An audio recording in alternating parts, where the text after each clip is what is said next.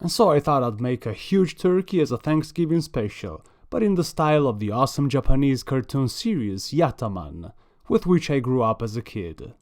If you're interested to see how this YATTATURKEY was built, then stay tuned.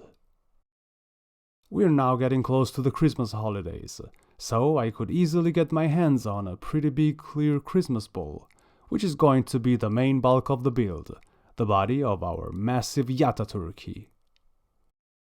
Here's another Christmas bowl of smaller size, divided in two, to make the turkey's chubby leg quarters. Yummy. I'm getting hungry already. A couple of super glue containers are about to become the succulent thighs of our turkey.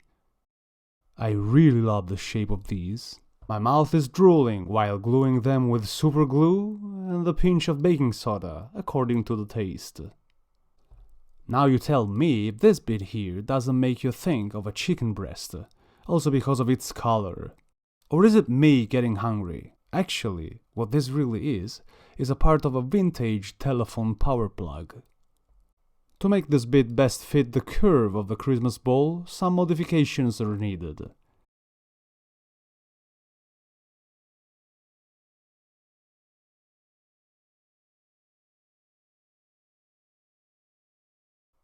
And there it is, our breast, all seasoned up. A travel soap container bulks out the breast even more and helps supporting the head. And talking about the head, I tried my best to reproduce the head sunken into the chest of this turkey you see in this very picture that I used for reference. I chose the top of a spray bottle and the dental floss packaging box to model the head. And this choice should be pretty accurate from an anatomical perspective.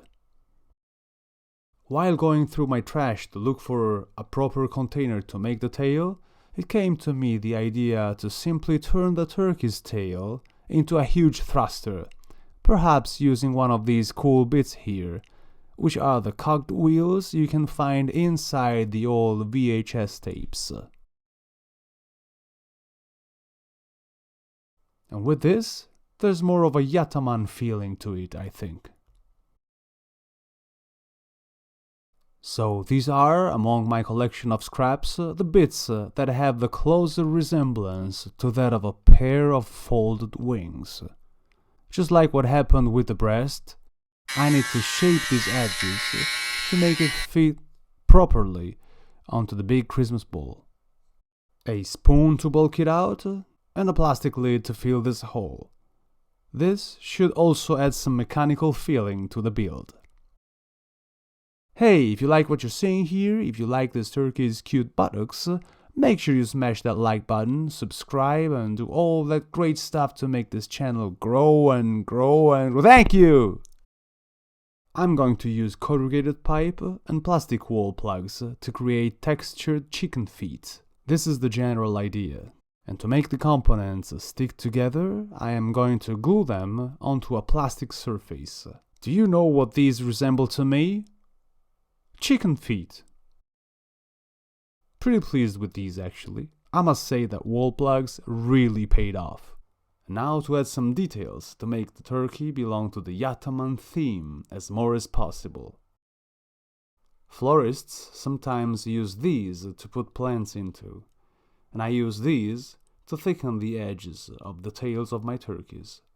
I find the edge of the container that I use to make the tail a bit too thin.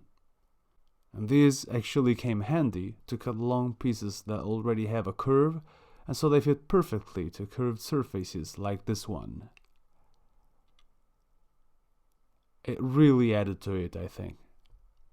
To make this dull surface look more interesting, I'm going to panel it, using pieces from an identical packaging to that one used for the actual tail. Needless to say that these panels, once riveted and painted, are going to look great. At least I hope so. While the inside of the thruster gets a series of sprues. And as a final touch, a super glue cap to make the nozzle. I made the eyes of the turkey using the base of these thingies here and round sprues from Lego flowers. After a lot of research in my drawers, I found out that the proper bit to make the helmet for the turkey had been under my eyes all along. And it's the same bit I used to make the turkey's chunky legs. After some attempts, I come up with a decent shape for it to fit the head of the turkey.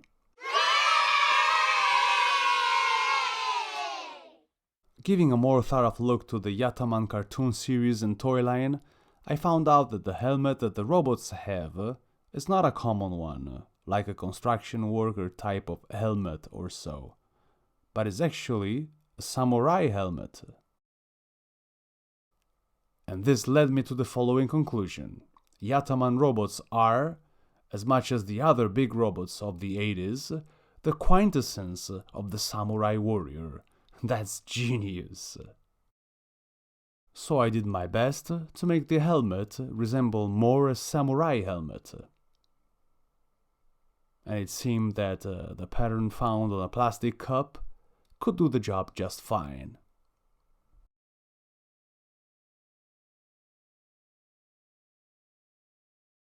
Just like the cartoon, I added a siren on top of the helmet and a bunch of exhausts on both sides. And this is it, all riveted and primed. Are we ready for some glamour shots? Yes?